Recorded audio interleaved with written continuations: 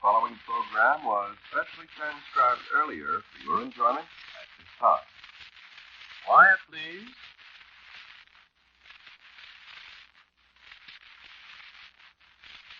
Quiet, please.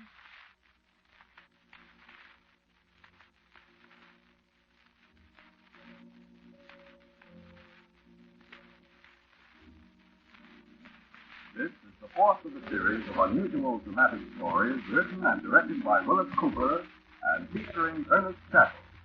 Today's story is called The Ticket Taker.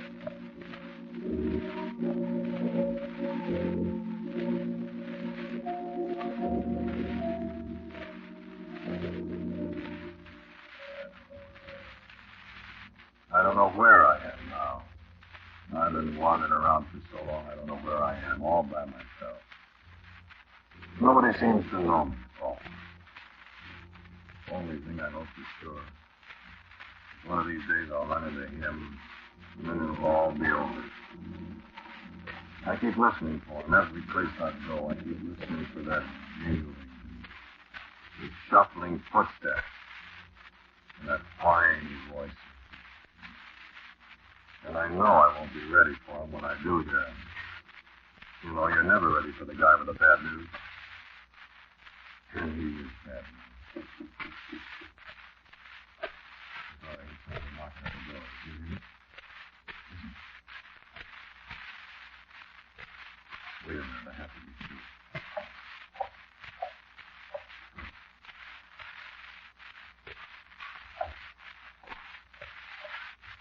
Nobody there. Guess I'm hearing things. Don't bother me, I'm always listening for him. You ever do that? Well, you know that. You get to hearing a lot of things. Mostly things you don't want to hear.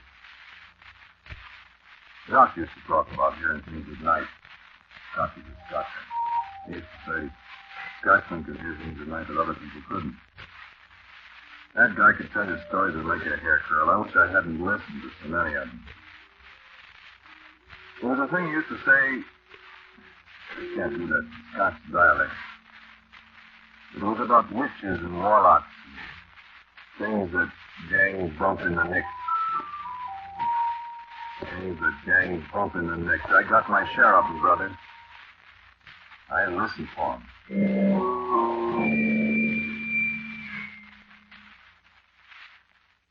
Not Ruby and me. Sitting in that room in that house on Taylor Street in Chicago. Sitting there all day long with the window shades down and $22,418 there on the table. Sitting there all night long, with one of us always awake with a rifle, leaning against the window. I'd wake up at 2 o'clock in the morning, we'll be counting the money again. And the little red glow that came in the window from the neon light in the saloon across the street.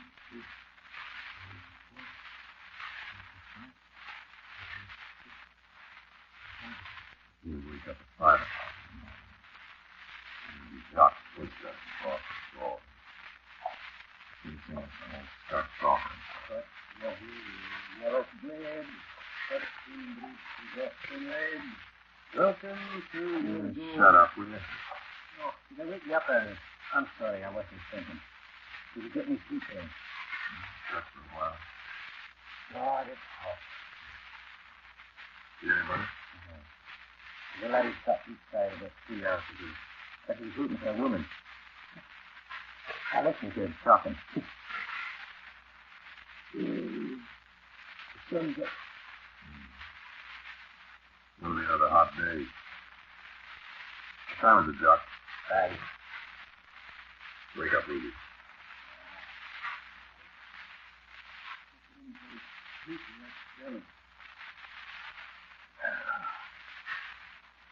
Oh, water on me? Yeah, we drop. I got coffee in the neck. Yeah, don't drink it all.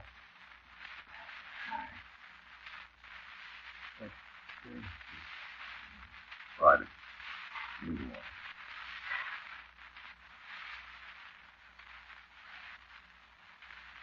Friday. 9.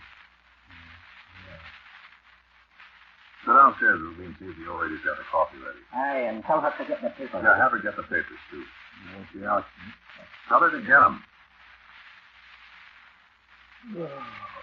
Oh, I want to get out of here. Oh, save me all.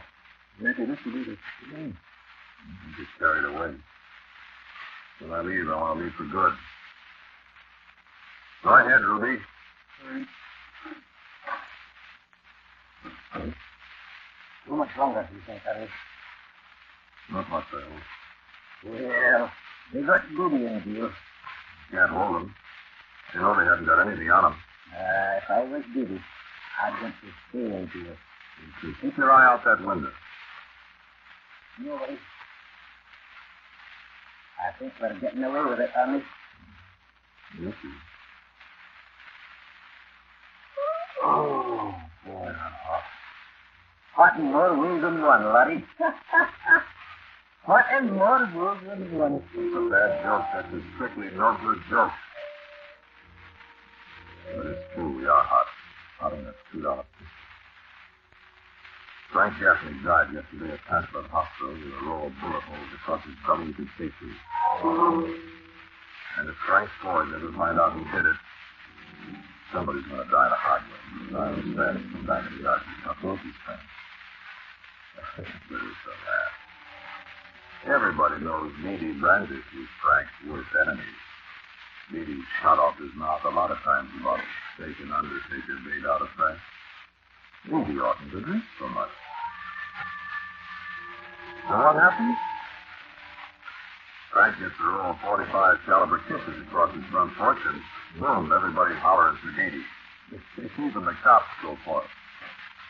And before you can say yuck, she marks Meady's in the can. Frankie's boys are loose.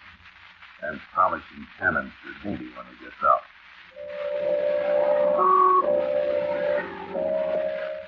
Oh, yes, he'll get out. Oh, yes. Nobody can prove anything except he was Frank's worst enemy. And that's bad, especially when nobody saw Frank get embroidered. And all the time we're sitting in this room on Taylor Street with the shades down, and nobody knows we're in town. And you've got $22,418 on the table.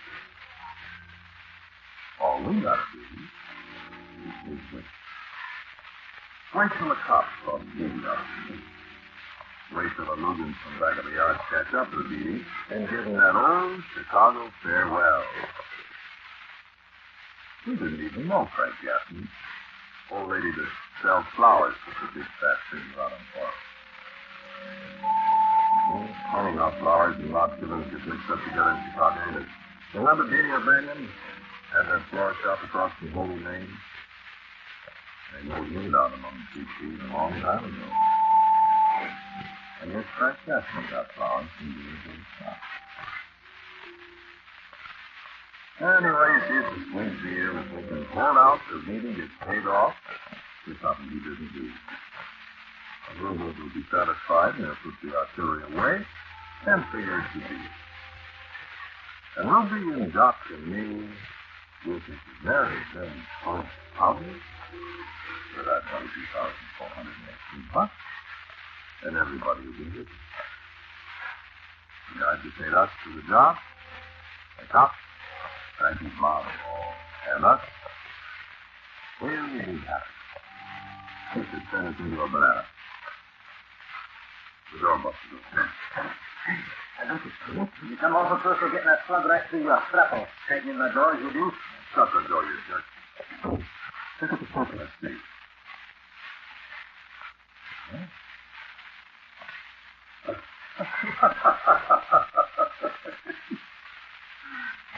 Goodbye, baby. Well, let me see.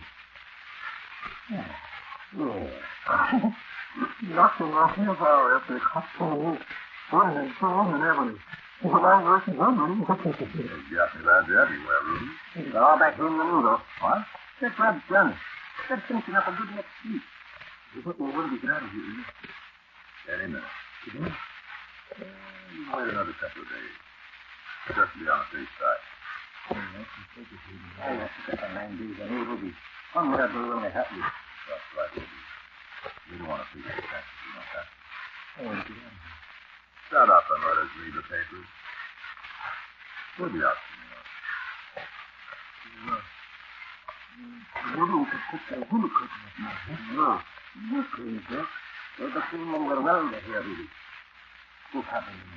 Yes, we'll count the money again, Ruby.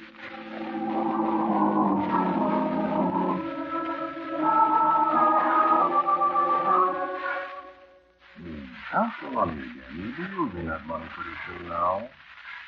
Pretty soon it won't be just pieces of colored paper. It'll be money again. Money to turn into grapes and into time. Count the money, Ruby.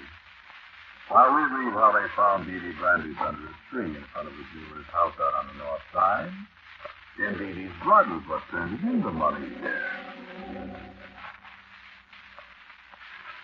Well, possibly, we want to bring back the we want to be that. We don't want to annoy anybody. We don't want to attract any attention. The guns of the gasoline mob talk awful loud. And while the living is sure they're good at paid, now that Dee Dee's on his back in the cold room, we still have to remember the boys have got some money up. One fraction of what they're 77. It could be our turn, too. So, like Doc says, we'll be between the people and the DCC. You got a vote? But we gotta take it easy. If I have to speak to Congress, then I'll be So we cut the cars to see who goes first. Jack it on. Oh, God, yes. And Ruby. Ruby is going to go first. Doc and I look at each other, and Ruby doesn't see us. Ruby can go first. Ruby can be the eager beaver.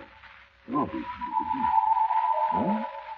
Yeah, I don't mind waiting another day or two. Ruby makes the grade? All right, if he doesn't.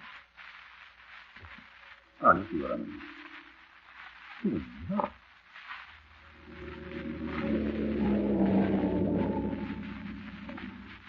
So now it's nice. Ruby counted the money for the last time, and we split it 3 ways, and we matched the extra $2 so it didn't come out even. Then Ruby won, and he felt fine. It was 9 o'clock before the doctor. And it was 10 o'clock before the closed. People were walking around there in the street. And it was 11. And midnight, and Papa walked past. And it was 2 o'clock in the morning when we opened the door and started downstairs. It's still all steady.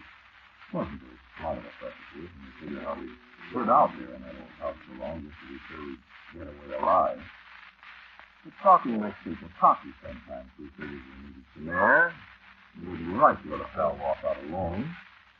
Besides, it was only over the Garfield Park station at Halsted Street to drop in a minute. Ruby was going to take the L there and ride out to Cicero Avenue and then grab a streetcar south of the airport. I'll get off a couple of blocks this time of the airport so I can kind of places and places if anybody hanging out. Oh, there won't be anybody, Ruby.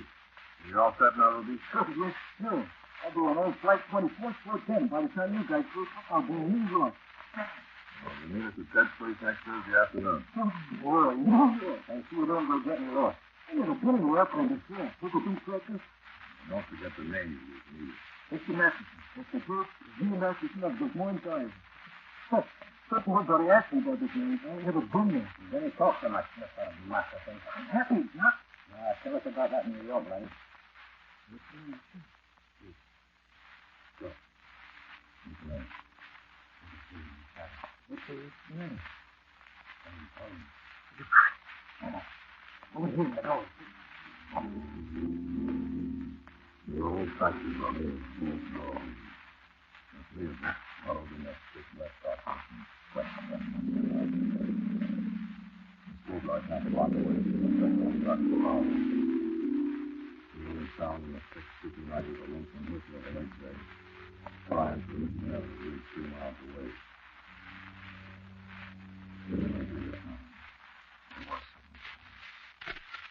Right out of the shadows it came.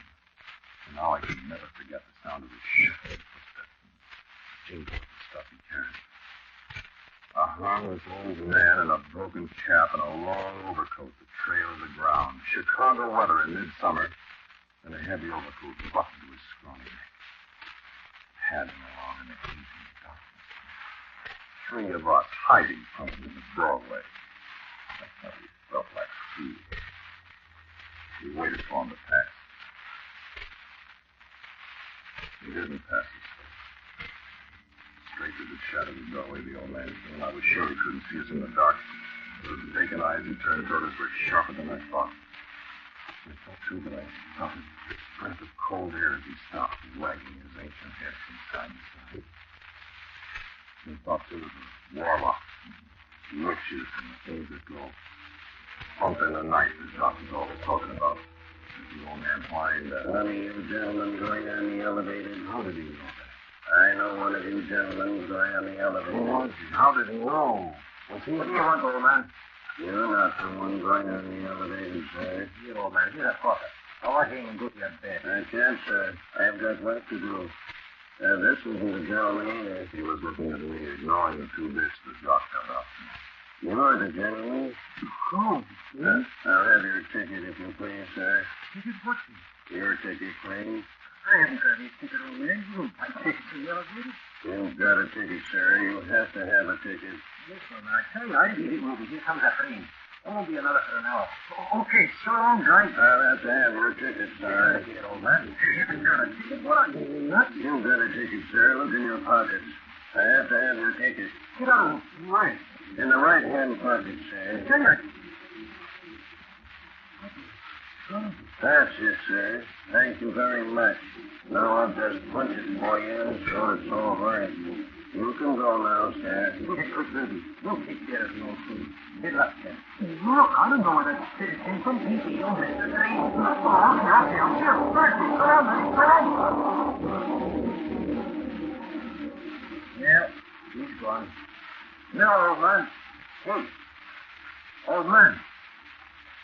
Andy, where'd he go?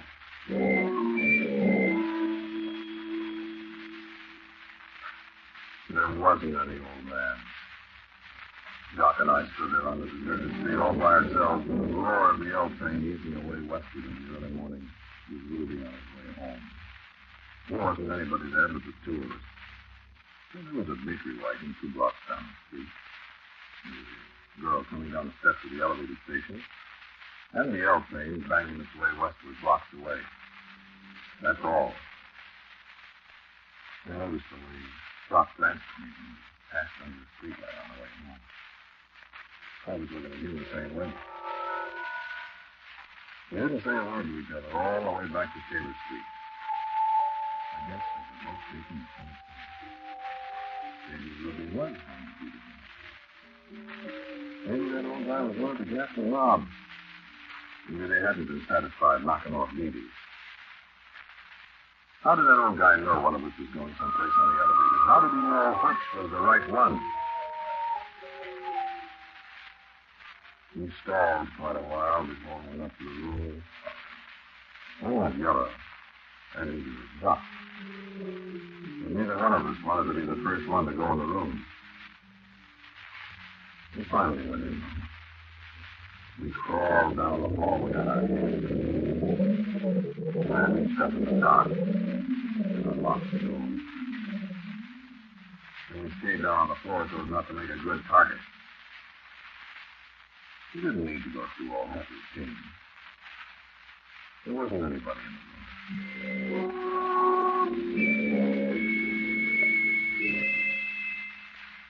We didn't sleep. Doc sat with the window with the sawed-off shotgun. After a while, he said, If that was putting a finger on Ruby, that was awful well done, Harry. I didn't see anybody around. Time's up, you didn't see anybody, Harry. And the old lady put the finger on him, perhaps. We got the news when the papers came. We heard the kids down the street holler next to us. Doc and I looked at each other without saying anything. You know what we thought. We thought the headlines would be something like Ghastly Mob Blast Gunrun, with Ruby's picture on the front page. That wasn't the headline, though. The big story was about an airliner that crashed on the takeoff at the municipal airport at 4:10. Everybody on board was killed. And the name at the head of the passenger list was J.P. Masterson of Des Moines, Iowa.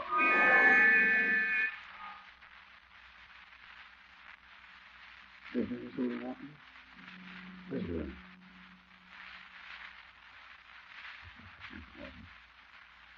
I've got the neighbors know I'm all alone after everything that's happened. Everything's all the time. Well, sure I'm alone. No, Doctor. Didn't I tell you about Doc? I was talking about me being the same thing. Look, Doc and I decided the old ticket taker wasn't on the He couldn't be. How could a crazy old man have anything to do with an airplane crash? It's impossible, isn't it? There wasn't. Well, what was that ticket that maybe had? I'm sworn we didn't have any ticket except a plane ticket. We each had plane tickets. That was part of the deal, you see. All we had to do was call up and make our reservations whenever we wanted to get out of town. That's all the tickets we had. Doc and I got to talking about that a couple of days later. Well, I didn't tell who old man was, nor what he had to do with it all. But that's warning enough for me, Ernie. What are you going to do? Look, laddie, the plane ticket didn't cost me anything, you see. And regardless of whether the old ticket man had anything to do with it, I'm not going to ride on no airplane for nobody. Yes, but what do you... I'm going to take a bus to New York. Bus? Okay, bus. I'll feed myself a few dollars. This is only a minute. Nobody ever heard of a bus cracking up in a fire. And when I get to New York, I'll catch in the airplane ticket, and I'll be a few more dollars a week. You come and go with me. No, I was going to take the train. Listen, Ernie, I didn't tell whether Frank Gaffney's lads are on to you or not. But when they are, they'd be more likely to hang about the railway station than about the bus terminal. You see. I think you got something there, Doc. I have. And another thing, Ernie. There'll be no nonsense about tickets on our bus, too. I wish I knew what that old guy... Forget the old guy. I wish I could forget him. I wish I could forget him right now. That's all I want of him. Who is he? What are those things? Let me tell you about Doc. We went down to the bus terminal. There was a bus for New York City. I remember what I did. I gave Doc all my share of the money and stuff, $200. We were going to be together on a bus, and he had the money belt. I wish I had some of that bill right now. I could use it, I guess. Well, we're standing around the bus station down on Wabash Avenue waiting for the fellow to call ours.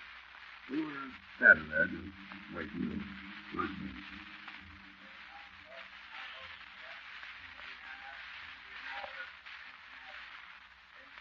And all of a sudden, it was one of those silences. And I heard something.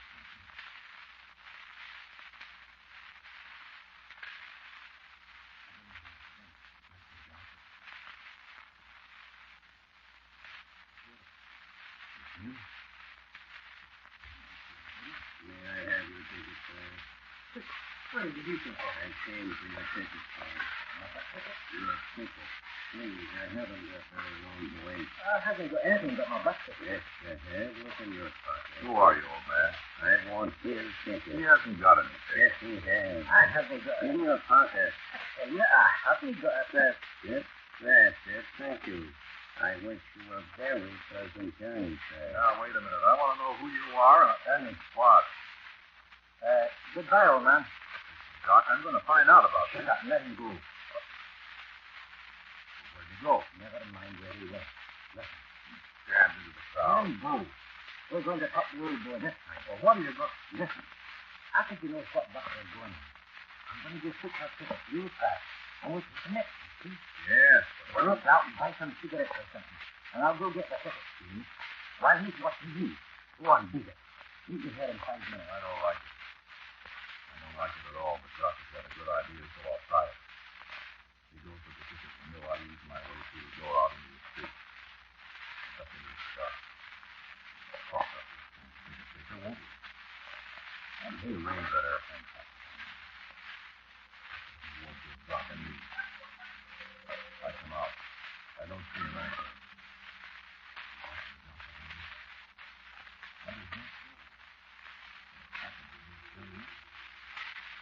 Doc. Doc, where'd you go? Just silly to all that way. Where did you come from? I was working with a friend. Where is he? He's gone. What? He's gone, friend. Did he run out on me with all that money? Oh, no. Well, where is he? You wouldn't really see him now, friend. He had an accident. He had what? He fell in front of the bus over there. I'm afraid he's dead. What are you telling me? Oh, quite all right, you know. I had him thinking. Did you? That one won't do any good. You friend. killed him. Oh, no. You killed him, I tell you. Put up your gun, friend.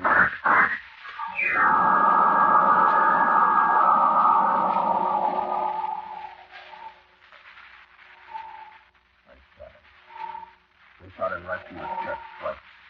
I was 6 inches away from him, and I couldn't miss. I couldn't miss at that distance, could I? I figured that maybe one of the ghastly mob would get me anyway, so I was going to go out with a bang. Right through the chest, I shot him. And you know what? He wasn't there at all. There wasn't anybody there at all, except the copper from Harrison Street, staring at me as if he thought I was a nut. What are you shooting at, Bud? That old man, I got him. What old man? That ticket taker. He killed my friend. He's one of the ghastly mob. Old man you talking about? Where is he? Crazy or something, Bud? Shooting holes in a brick wall? He was right here. There ain't nobody there. Give me that gun. He's got away. Listen, Pop. I'll have the gun, Bud. All right, you people, move on. Come on, Bud. It's 30 days for shooting off guns in public places. Why, you might have hurt somebody.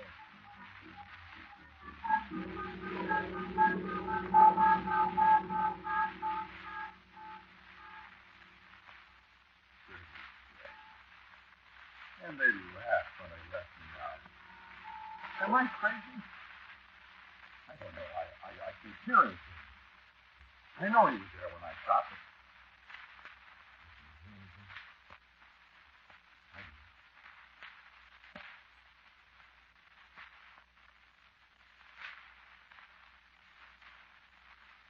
Don't tell me I'm nutty. Listen.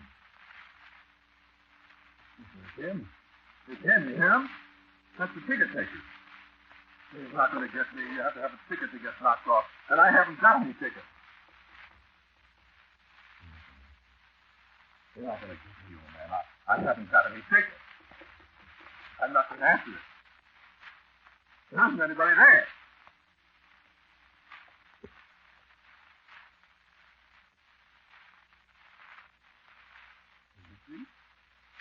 You see? There wasn't anybody there. There isn't any ticket taker. I've been dreaming things. All the time I've been dreaming.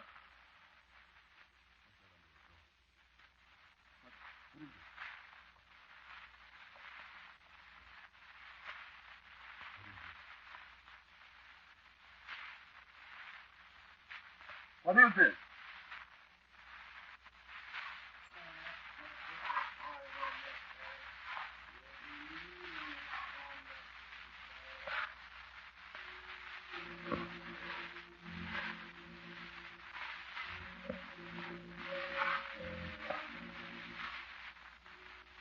You're listening to Quiet Please, written and directed by Wyllis Cooper.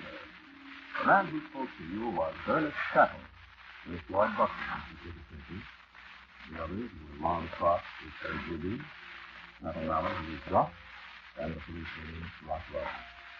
Music is played by Dave Ross. The preceding program was especially transcribed earlier for your enjoyment at this time. Quiet Please will no longer be heard at this time. In its place, Mutual will again bring you the Salt of Monte Cristo. Be sure and listen next week over most of these same Mutual stations when the Salt of Monte Cristo returns to the air. This is the Mutual Broadcasting System.